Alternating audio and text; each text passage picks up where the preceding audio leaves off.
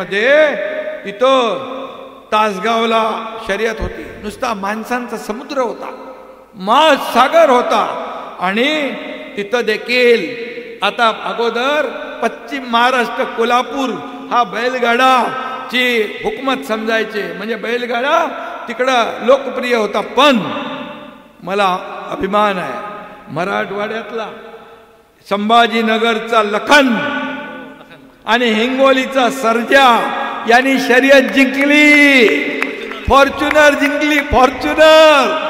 मराठवाड्याचं नाव देखील सुवर्णाक्षरांनी लिहिलं. तो शेतकऱ्यांनी कुठंतरी बाईट दिली, त्याची गरिबी होती, त्याच्यावर काहीतरी कर्ज होतं,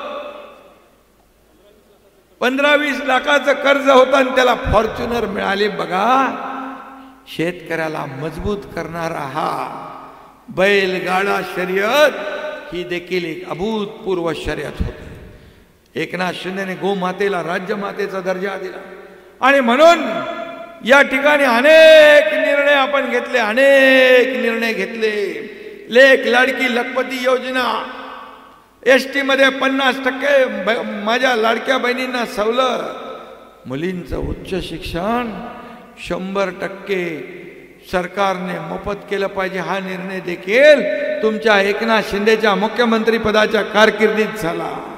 एका मुलीने आत्महत्या केली, ती इंजिनिअरिंग मध्ये शिकत होती, 50% सरकार फी भरत होतं, 50% पालकाने भरायचे होते. पण त्या मुलीला शंका आली की पालकाकडे पैसे भरण्याची ऐपत नाही, माझा बाप आत्महत्या करू शकतो, म्हणून त्या मुलीने आत्महत्या केली.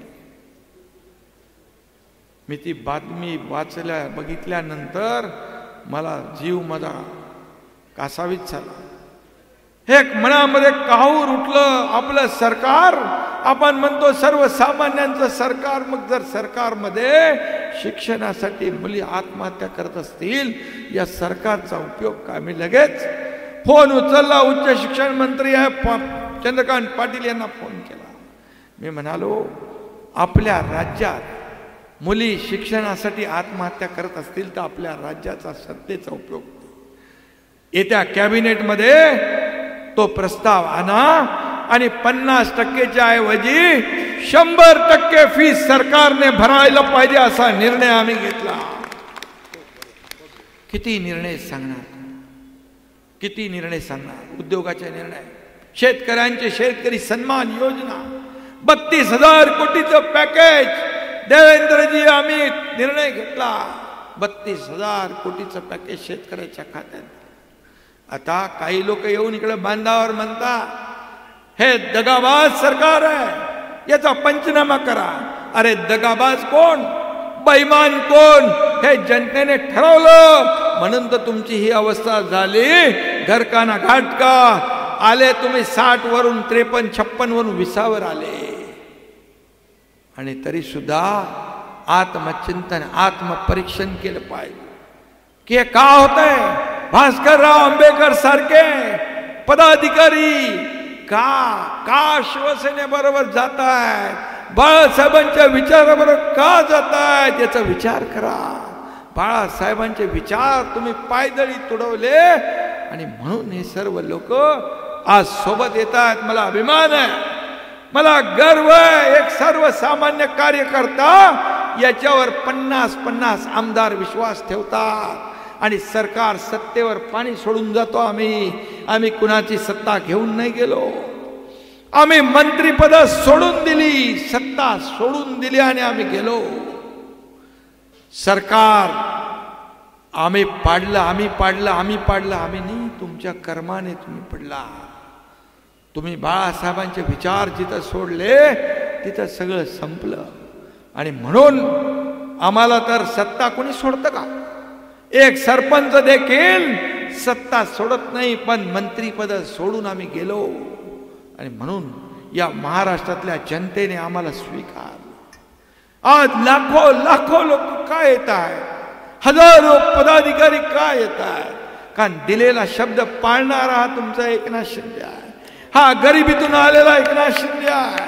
हे सर्वसामान्य कुटुंबातून आलेलं एकनाथ शिंदे आहे. आणि म्हणून बाळासाहेब सांगायचे, एकदा शब्द द्या, देताना दानही 100 वेळा विचार करा. तोच मी मंत्र पाळला. एक तर मी कमिटमेंट करत नाही, एक तो मैं कमिटमेंट करता नहीं, लेकिन एक बार कमिटमेंट कर दी तो फिर खुद की भी नहीं सुनता. असा माझा स्वभाव आहे. आणि म्हणून राजकारणामध्ये शब्द पाळणं हे महत्वाचं असतं. आणि म्हणून मी आपल्याला एवढंच सांगतोय, अर्जुनरावांनी सांगितलंय, इकडच्या नगरपालिका, जिल्हा परिषदा, महापालिका या सगळ्यावर भगवा फडकवायचा चंग बांधलेला आहे, संकल्प केलेला आहे. आता भास्करराव आंबेकर तुमच्या सोबत आलेले आहेत. आता गनिमी कावा तुमचा होता, आता तुम्हाला ओपनली काम करायची मुभा आहे. आणि म्हणून भास्करराव सारखे अनुभवी कार्यकर्ते, पदाधिकारी हे सगळे त्यांच्या सोबत आलेले सर्व पदाधिकारी ताकदीचे आहेत, ताकदीचे आहेत. आणि